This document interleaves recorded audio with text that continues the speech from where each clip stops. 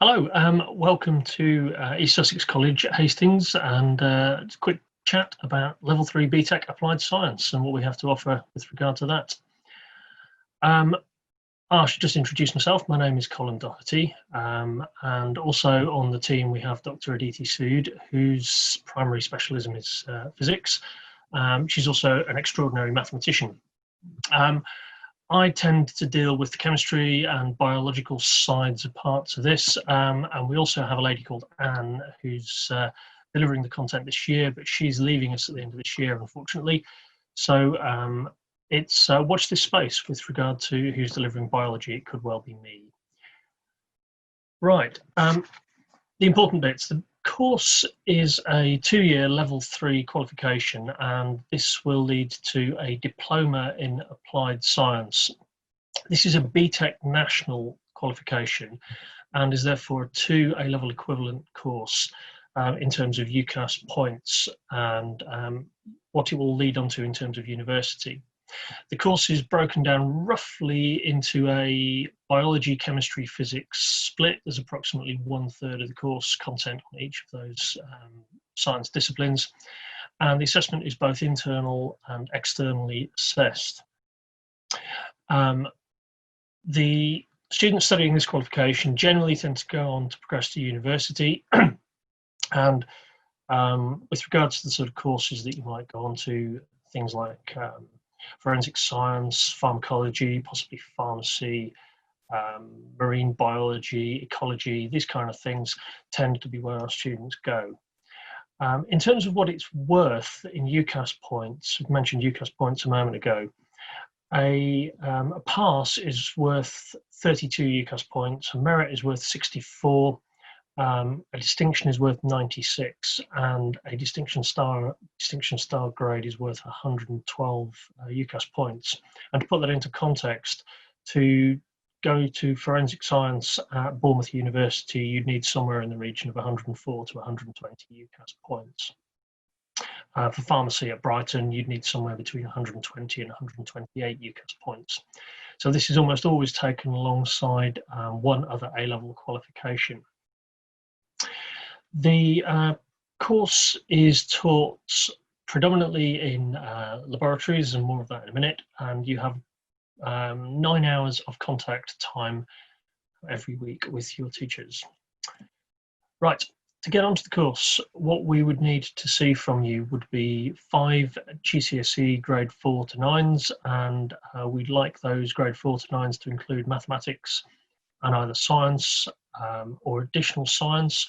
Separate sciences are also perfectly fine. So, for example, chemistry, physics, biology, GCSEs are acceptable. We'd also like to see an English language qualification in there as well. Okay, now, the actual course itself is, like I say, spread over 2 years. There's 83% mandatory content with 17% on optional units. The breakdown is just under 50%, it's 46% externally assessed, so that's examined content. The days of BTEC being coursework only are long gone, so there are exams to deal with on this course.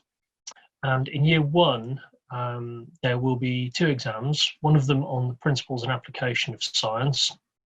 And again, that contains components of chemistry, physics, biology, and that's normally examined in the January of the first year with the option to resit later on in summer if necessary.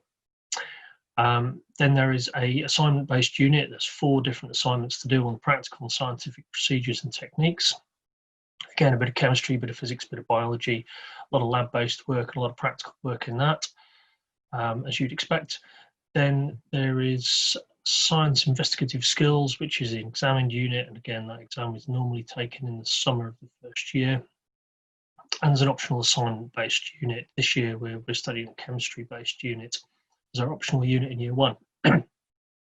Year 2, you will be looking at laboratory techniques and their applications. So this again is looking at specific laboratory techniques, again in how you'd investigate chemistry, physics, biology topics. And we have some more on the principles and applications of science, which is an examined unit that you would study That's normally examined at the end of the year in summer of year 2. There's a project, and again an optional unit. This year we studied forensics as our optional unit in year 2. Okay, how will I study? Well, effectively the study is directed by the teachers of 9 hours of contact time every week, and we would anticipate an additional 9 hours of independent study time and working on assignments over the course of each week. So you need to set aside around about 18 hours a week of your time to study this. The labs are pretty good. They're well equipped, and we've got good technical support in the labs. So we do quite a lot of practical work to help that. And like I say, where you go after you do this course, there's quite a lot of different options, but the majority of our students, like I say, progress to university. You will need to study an A-level side the applied science in order to access most UK university courses. Common things that run alongside it, we tend to be very popular with psychology, sociology, but there's lots of other qualifications we have students doing, for example, fine art alongside it, which makes a good contrast. There's loads and loads of different options to go into. Like I say, pharmacology is very popular, forensics, marine, biotechnology, and there's lots of other courses that you can access with this. If you do have any questions, don't forget to type them into the chat box if you think of them while we're talking about this. One other little point, student life like at the college. Well, if you haven't seen the college, obviously it's a large and quite impressive building. It's got lots of facilities that we make use of, and there's a quote there from our student president: attending college at East Sussex College Group has provided many amazing opportunities inside and outside my education, etc., etc. I'm not going to read that because there's nothing more tedious than people reading PowerPoint slides. But it is a great environment. It's a very laid-back environment and a really nice environment in which to work with great facilities. Okay, additional costs. Basically, with applied science, there's very few additional costs other than pens, paper, files, and possibly a couple of textbooks or revision guides to help you, especially with the examined content, and a decent scientific calculator. So it's generally pretty straightforward. Okay, if you do have any questions, I'll be around for a few minutes. I'll be having a check of the chat in a few moments and addressing any questions that you have. So don't be shy. Let me know if there's anything that I haven't addressed that you'd like the answer to. Okay, I think that's me done.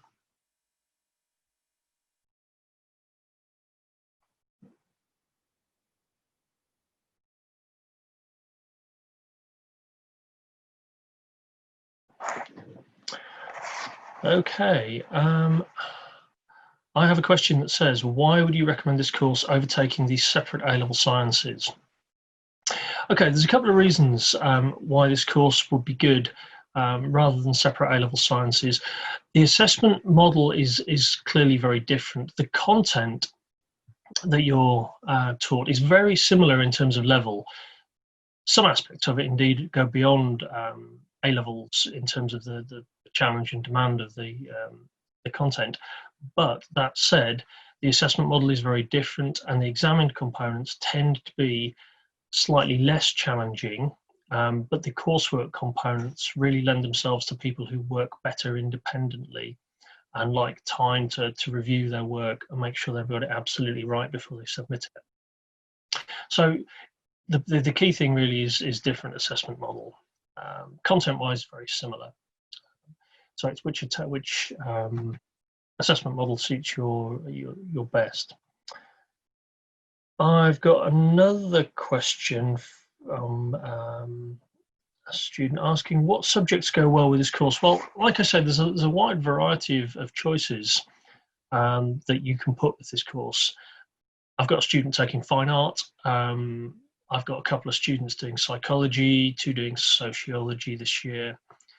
I've got a student doing geography, 1 doing history. So really, there's lots of different options there. There isn't, I wouldn't say there are any specific subjects that you would have to take alongside it. It's worth having an eye on what universities require from you. If you've got an idea of where you would like to go and what you'd like to study, it's a good idea at this point to perhaps check out the entry requirements for specific courses if you're choosing an A-level to run alongside this course. But if you do have any further questions about that, please get in touch. Right, I have another question there that says, what kind of practical lessons will we be doing? Okay, again, there's a pretty wide variety of practicals that we would do. Just to give you a couple of tasters and examples, there are, for example, biological field work where you'd go out and look at sampling techniques, you'd go out and do measurements and sampling for the biology components. In chemistry, you do things like organic synthesis, so you're making specific chemicals, going through the procedures you use to manufacture and purify and then test chemicals. So we were making aspirin, and you'd manufacture the aspirin, you would then purify the aspirin, and then you would test it to check that it was pure. And in physics, there's lots of different types of physics experiments, obviously, but there's study of electromagnetic spectrum, waves, was one of the things that we were doing this year. Okay, next question. I want to be a forensic scientist, and will this course help? The simple answer is yes. What I would advise if you're interested in forensic science is go onto the UCAS website and have a look at the undergraduate courses offering forensic science. Check out the entry requirements, but you will find the vast majority of them, yes, this course will be an acceptable stepping stone that would get you onto a forensic science course.